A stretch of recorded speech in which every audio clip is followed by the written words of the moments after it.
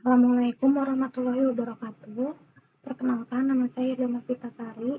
Presentasi saya kali ini untuk mata kuliah Perekonomian Indonesia, judulnya Rapor Ekonomi Indonesia 7 bulan pertama 2026. Sebuah analisis dan opini pribadi saya berdasarkan laporan CNBC Indonesia Research. Sepanjang 7 bulan pertama 2026, ekonomi Indonesia diuji oleh tekanan dari luar dan dalam negeri. Konflik di Timur Tengah mendorong kenaikan harga energi global, sementara di dalam negeri pergerakan indikator ekonomi berjalan tidak seragam. Di satu sisi, pertumbuhan PDB tetap di atas 5% dan inflasi masih dalam rentang sasaran Bank Indonesia. Namun di sisi lain, konsumsi masyarakat melambat, keyakinan konsumen menurun, rupiah melemah, dan IHSG masih mencatatkan koreksi sepanjang tahun berjalan. Pertanyaannya, apakah fondasi pertumbuhan ekonomi kita benar-benar kuat atau justru rapuh? Sebelum masuk ke pembahasan lebih dalam, berikut ringkasan 8 indikator utama ekonomi Indonesia per akhir Juli 2026. Pertumbuhan PDB ada di 5,61%, inflasi di 3,34%, rupiah 18.040 per dolar Amerika, IHSG di 6.222,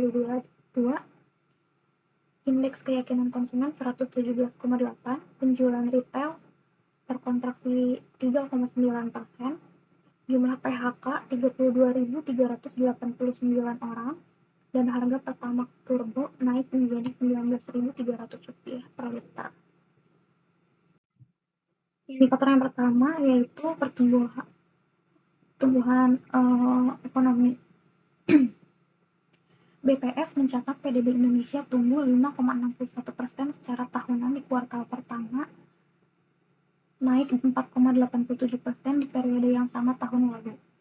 Konsumsi rumah tangga menjadi sumber pertumbuhan terbesar, sementara belanja pemerintah melonjak 21,81%.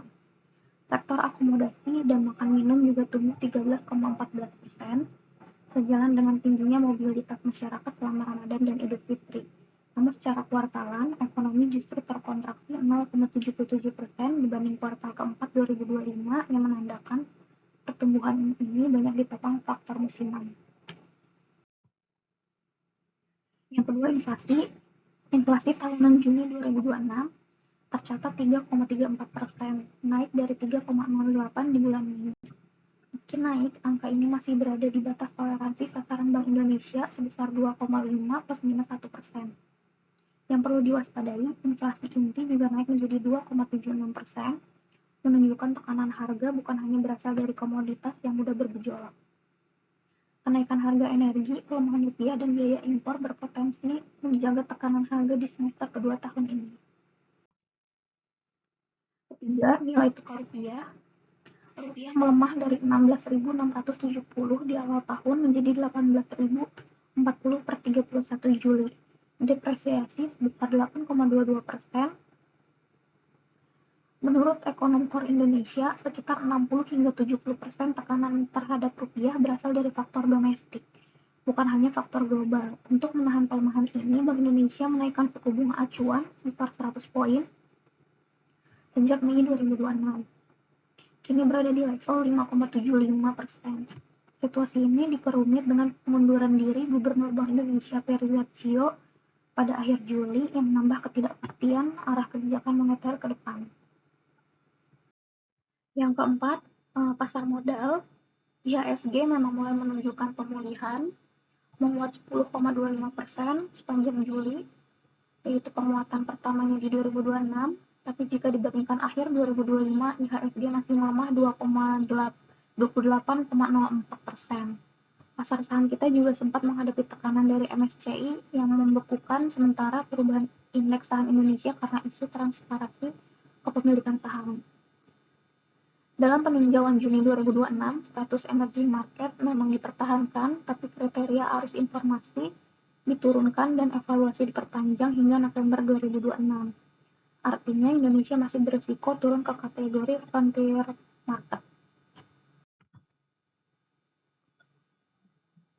Yang kelima dan keenam, konsumsi masyarakat dan keyakinan konsumen. Indeks keyakinan konsumen Juni 2026 berada di 117,8, turun 9,2 poin dari Januari sebesar 127.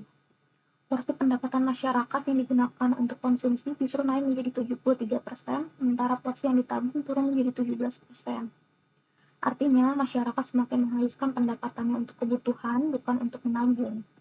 Ini sejalan dengan penjualan retail yang terkontraksi 3,9% secara tahunan di Mei 2026, berbalik dari pertumbuhan 5,7% di awal tahun. 7. Ketenagakerjaan. Kementerian Ketenagakerjaan mencatat 32.389 pekerja terkena PHK sepanjang Januari hingga Juni 2026, bertambah hampir 9.000 orang hanya dalam bulan Juni saja. Meski begitu, jika dibanding periode yang sama tahun lalu, angka ini justru turun 23,58%. Jawa Barat menjadi provinsi dengan PHK terbanyak, mencapai lebih dari 20% dari total PHK nasional. Kedelapan, harga energi. Pertamina memang menurunkan sejumlah BBM non subsidi pada 1 Juli 2026 setelah sempat naik tajam bulan sebelumnya. Tapi jika dibandingkan akhir 2025, seluruh harga BBM non subsidi masih jauh lebih tinggi. Misalnya Pertamax Turbo naik 5.550 per liter, sementara harga BBM bersubsidi seperti Pertalite dan Solar tetap ditahan pemerintah. Sekarang saya ingin menyampaikan pendapat pribadi saya.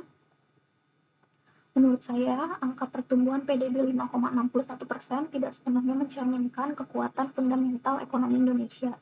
Pertumbuhan ini banyak ditopang faktor musiman seperti konsumsi pemerintah yang melonjak dan momentum Ramadan Idul Fitri yang terbukti bahwa ini tidak bertahan, tercermin dari koreksi kuartalan 0,77%. Ada 3 hal yang membuat saya khawatir. Yang pertama, konsumsi rumah tangga yang melemah, keyakinan konsumen turun dan penjualan retail terkontraksi, tanda daya beli real masyarakat tertekan. Yang kedua, tekanan berlapis dari luar dan dalam negeri, sehingga rupiah kita melemah, IHSG masih minus, diperparah ketidakpastian pergantian gubernur BI. Yang ketiga adalah pasar tenaga kerja. Kenaikan jumlah PHK bulanan yang tajam mengindikasikan dunia usaha mulai menahan ekspansi. Kesimpulan saya, pertumbuhan ekonomi Indonesia itu nyata, tetapi sangat rapuh karena bertumpu pada belanja musiman, bukan daya beli dan investasi yang berkelanjutan. Sebagai penutup, ekonomi Indonesia di semester pertama 2026 tumbuh solid secara headline, tapi menghadapi tekanan nyata di rupiah, pasar modal, daya beli, dan lapangan kerja. Data kuartal 2 yang terbit awal Agustus akan menjadi ujian penting. Apakah pertumbuhan tinggi ini bisa bertahan tanpa dorongan musiman? Ada 4 rekomendasi yang bisa diusulkan. Yang pertama adalah mempercepat proses suksesi Gubernur Bank Indonesia untuk memulihkan kepercayaan pasar. Yang kedua, mendorong investasi swasta agar pertumbuhan tidak hanya bergantung pada belanja musiman. Yang ketiga adalah melindungi daya beli kelas menengah melalui evaluasi skema subsidi BBM. Yang keempat, mengawal transparansi pasar modal agar status emerging market Indonesia di MSCI tidak turun. Seluruh data dan analisis dalam presentasi ini bersumber dari CNBC Indonesia Research, Badan Pusat Statistik, Bank Indonesia, Kementerian Ketenagakerjaan, Pertamina, dan MSCI. Terima kasih atas perhatiannya. Assalamualaikum warahmatullahi wabarakatuh.